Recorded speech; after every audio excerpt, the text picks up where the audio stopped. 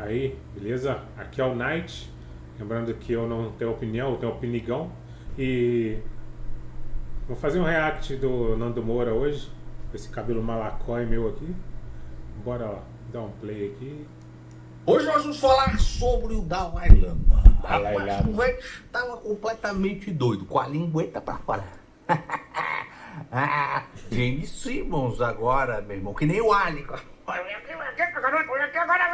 A boqueta aqui. E o menino, não saia, velho. Agora, você tem que pensar na paz, você tem que pensar no amor. E o menino tentando se esquivar ali. Olha, o negócio é complicado.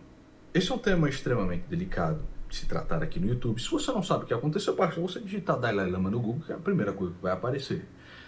E eu quero dizer Eu nem sei, mano, nem pesquisei. Vamos ver. a você que é budista que você é muito bem-vindo aqui no canal. Nós não estamos falando do budismo de uma maneira generalizada.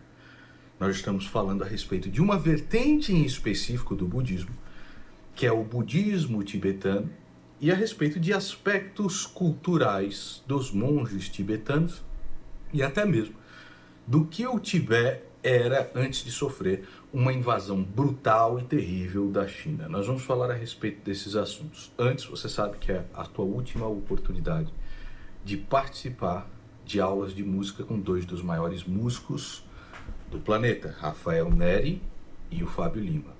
O link vai aparecer aí na descrição desse vídeo, no comentário fixado, e a todo momento vai aparecer aqui a Lower Third falando a respeito disso. Então não perca essa chance, está chegando ao fim, você fazer essas aulas por um preço absolutamente ridículo. Vamos voltar? Muito bem.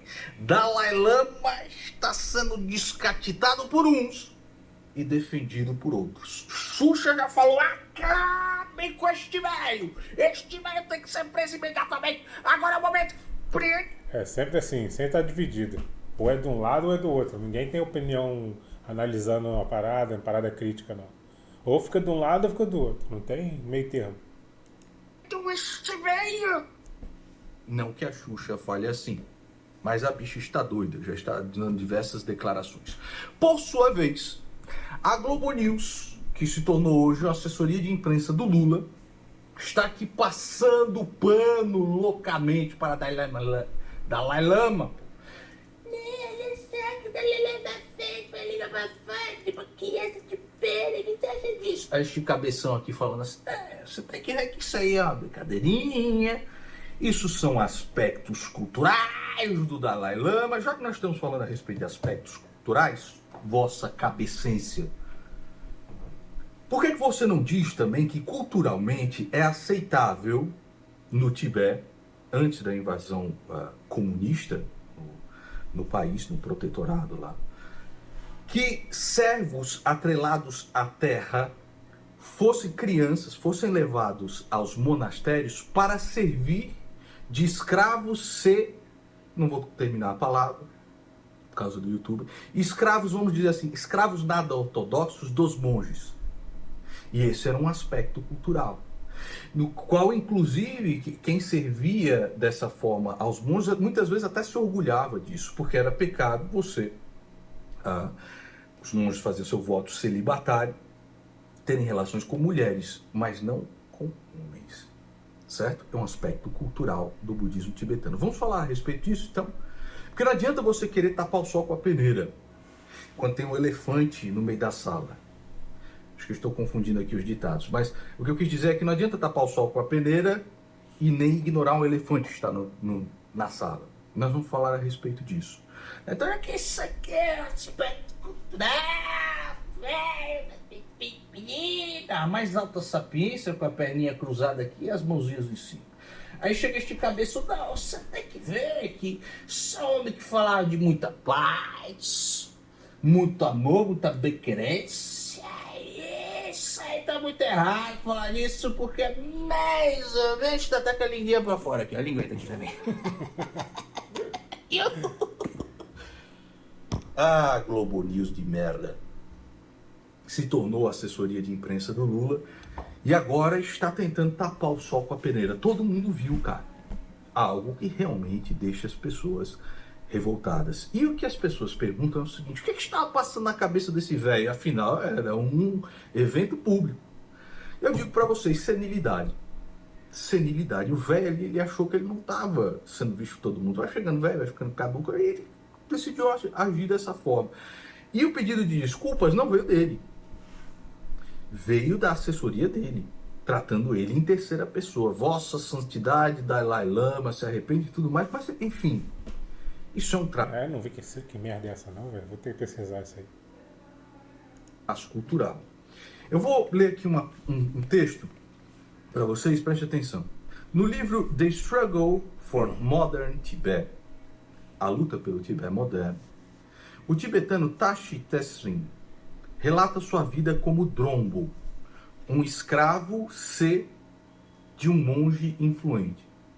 Os monges tibetanos eram celibatários, o que na sociedade tradicional tibetana significava essencialmente abster-se da mangustação com mulheres. Por isso, os homens mais poderosos arranjavam jovens amantes. Os mais requisitados eram os que atuavam em papéis femininos na ópera tibetana, ou aqueles que faziam parte de equipes de dança, como Tseri, né? Então, esse jovem que participava da equipe de dança, os monges tibetanos acharam relativamente atraente e chamaram para servir de Drombo. Drombo, isso mesmo, é o nome aí do escravo nos monastérios. Ele próprio, o Tsering aqui, diz ser heterossexual, garante que a prática era considerada extremamente natural no Tibete, né? Enquanto entre homens comuns ter relação com alguém do mesmo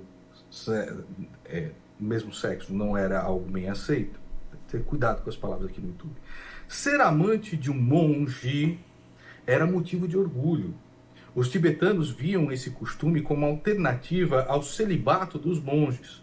Tashi Tesrim diz que não tinha medo de ser estigmatizado ou de cultivar uma má fama entre as mulheres, como aconteceria no Ocidente.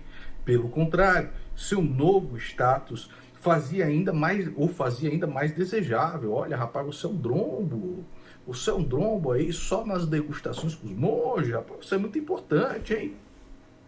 É tipo um mamacote, só que do Tibete.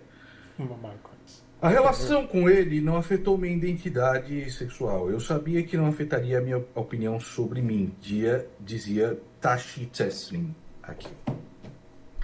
Em 2017, pegaram o Dalai Lama como líder de uma seita, certo? Então, após investigações de 2017, revelaram que o grupo americano Nithrim era uma seita que mantinha escravos. Palavra de novo, tá? Escravos. O Dalai Lama foi criticado por ter participado de um evento do grupo e se encontrado com o líder da seita, Keith Raniere, hoje preso e condenado nos Estados Unidos por extorsão, crimes mangustais, perdão aí a palavra, tráfico de pessoas e fraude. Né? O evento do qual o líder religioso participou foi em 2009, antes das denúncias contra o grupo virem à tona.